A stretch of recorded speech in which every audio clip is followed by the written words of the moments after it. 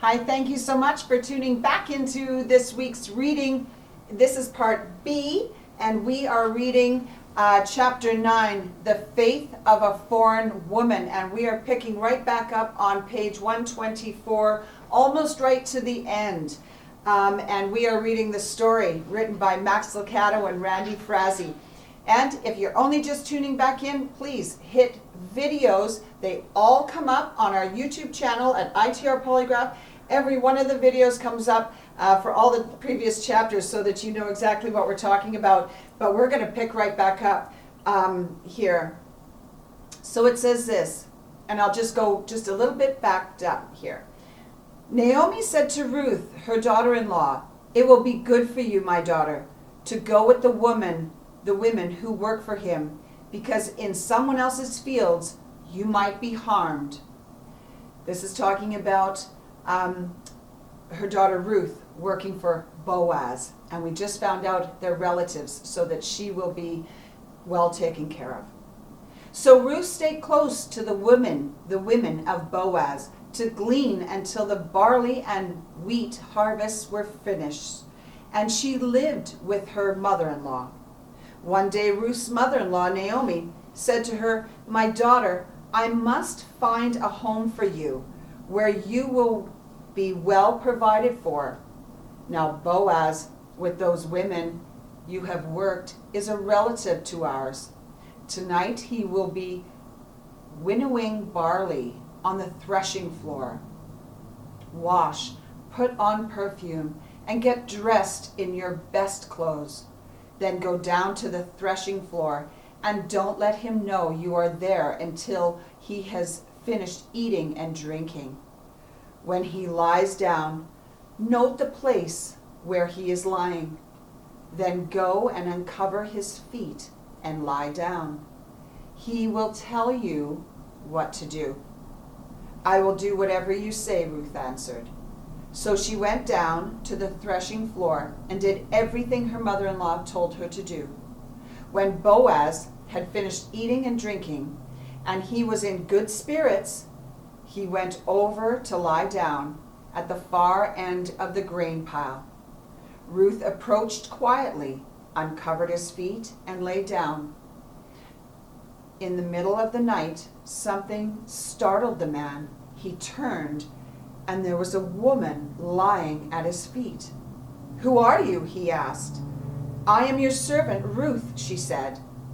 "Spread the corner of your garment over me, since you are a guardian redeemer of our family."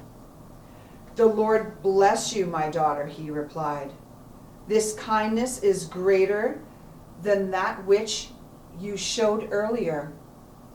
You have not run after the younger men, whether rich or poor. And now, my daughter, don't be afraid. I will do for you all you ask.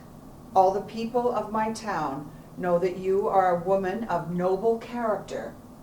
Although it is true that I am a guardian redeemer of our family, there is another who is more closely related than I. Stay here for the night, and in the morning, if he wants to do his duty as your guardian redeemer, good, let him redeem you. But if he is not willing, as surely as the Lord lives, I will do it. Lie here until morning." So she lay at his feet until morning, but got up before anyone could be recognized, and he said, "No one must know that a woman came to the threshing floor." He also said, "Bring me the shawl you are wearing and hold it out." When she did so, he poured into it 6 measures of barley and placed the bundle on her. Then he went back to town. When Ruth came to her mother-in-law, Naomi asked, "How did it go, my daughter?" Then she told her everything Boaz had done for her and added, "He gave me these 6 measures of barley, saying, 'Don't go back to your mother-in-law empty-handed.'" Then Naomi said, "Wait, my daughter, until you find out what happens, for the man will not rest until the matter is settled today." Meanwhile, Boaz went up to the town gate, and sat down there, just as the guardian redeemer he had mentioned came along. Boaz said, "Come over here, my friend, and sit down." So he went over and sat down. Boaz took 10 of the elders of the town and said, "Sit here," and they did so. Then he said to the guardian redeemer, "Naomi, who has come back from Moab, is selling the piece of land that belonged to our relative Elimelech, and thought I should bring the matter to your attention and suggest that you buy it in the presence of these seated here and in the presence of the elders of my people. If you will redeem it, do so, but if you will not, tell me, so I will know, for no one has the right to do it except you, and I am next in line." "I will redeem it," he said.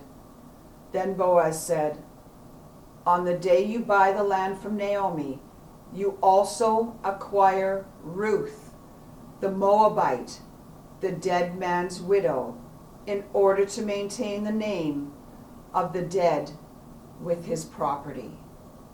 Wow. At this time, the guardian redeemer said, "Then I cannot redeem it, because I might endanger my own estate. You redeem it yourself. I cannot do it." Now, in earlier times in Israel, for the redemption and transfer of property to become final, one party took off his sandal and gave it to the other. This was the method of legalizing transactions in Israel. Wow. I didn't know that. So the guardian redeemer said to Boaz, "Buy it yourself." And he removed his sandal. Then Boaz announced to the elders and all the people, "Today you are witness that I have bought from Naomi all the property of Elimelech, Kilion, and Mahlon. I have also acquired Ruth, the Moabite, Mahlon's widow, as my wife, in order to maintain the name of the dead with his property, so that his name will not disappear from among his family or from his hometown.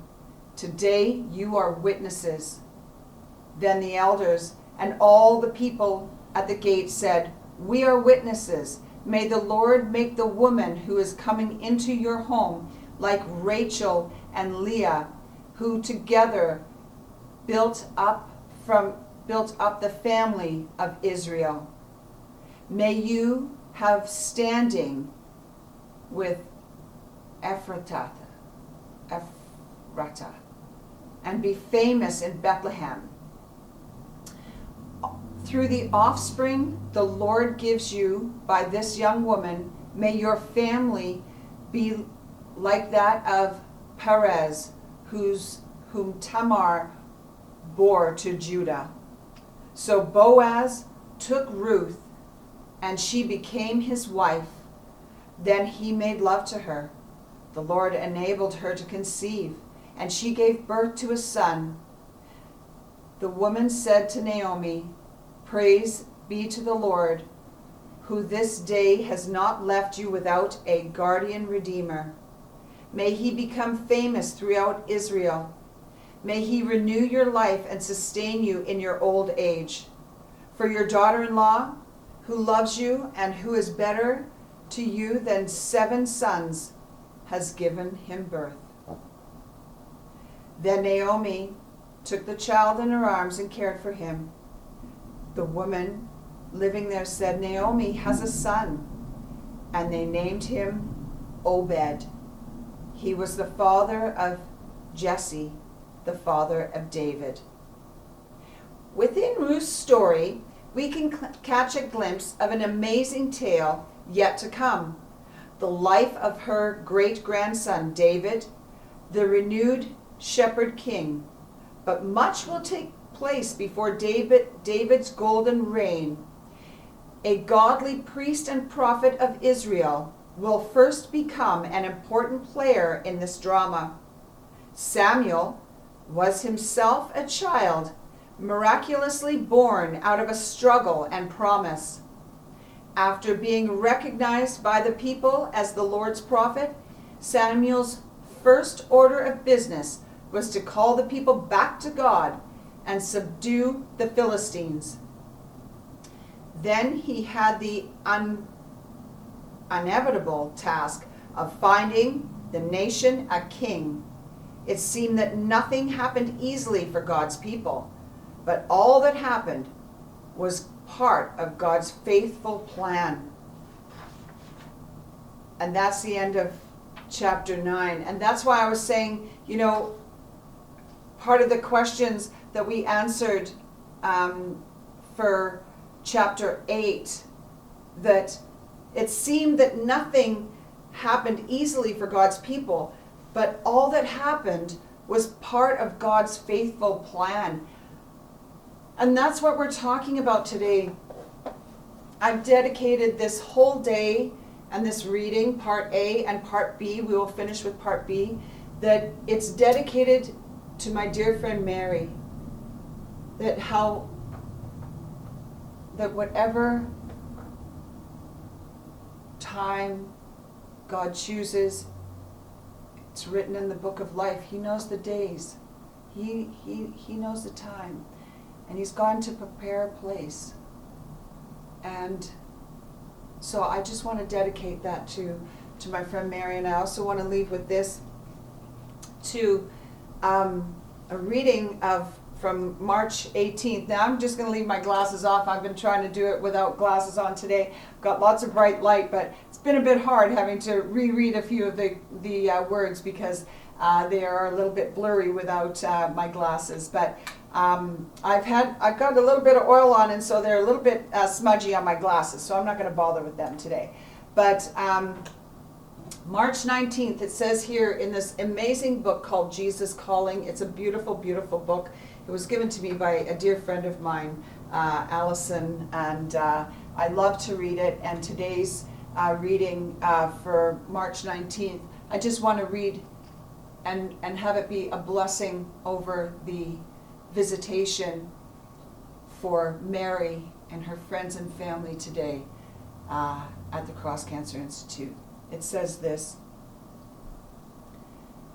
I speak to you from the depths of your being. I speak to you from the depths of your being. Hear me saying soothing words of peace, assuring you of my love. Do not listen to voices of accusation, for they are not from me. I speak to you in loving tones, lifting you up.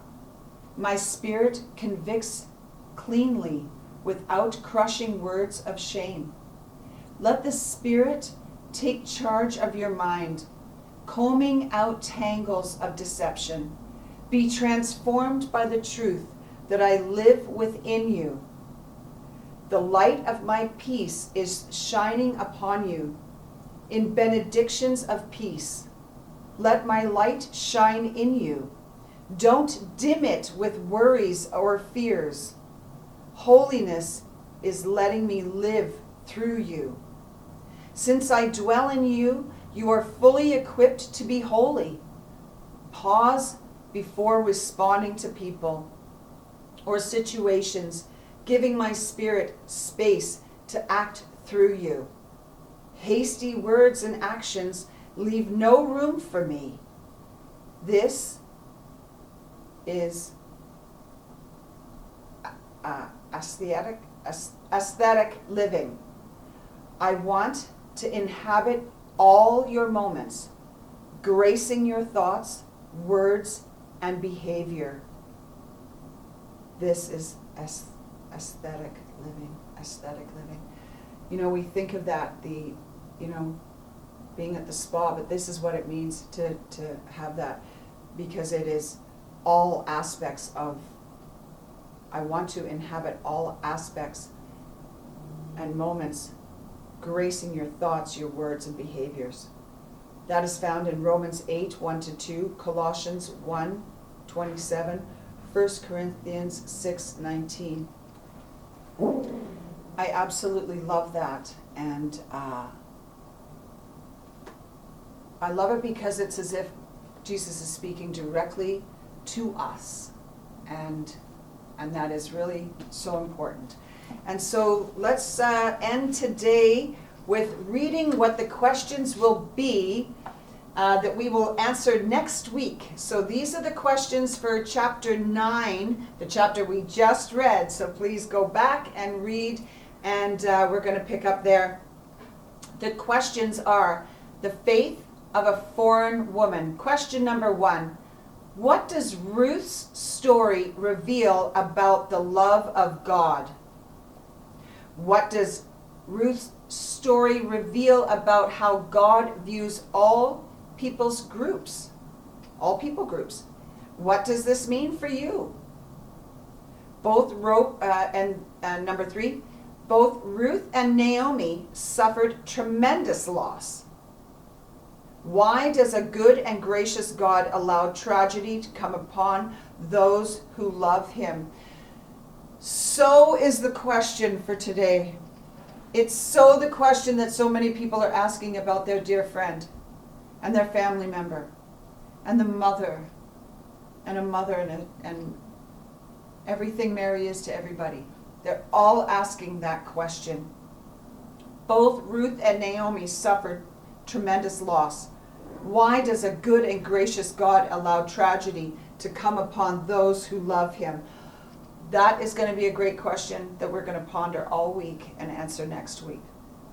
Number 4, when difficult times come, what causes you to continue to hope in God? So great. Ruth left her home to follow Naomi and to follow God. How is God asking you to follow him? That's question number 5. Number 6 question. In what way do Ruth's actions and responses challenge you and encourage you? Number 7. What steps can you take to become a more selfless, loving person? Wow, that is so much to think about and so much to answer next week. And I just really thank you so much for tuning into this online Bible study. And it's okay to have doubts, and it's okay to wonder. And when we do that, maybe we just dig deeper into Scripture and finding God there and meeting with God so that he can remind you of the promises of exactly who God is, who God says he is, and where he is. Who owns heaven? He owns heaven. May you be encouraged today. Thank you so much for tuning in. Now, Ken has had to go, so I am going to turn off the show or the camera today. So thank you for tuning in. Bye now.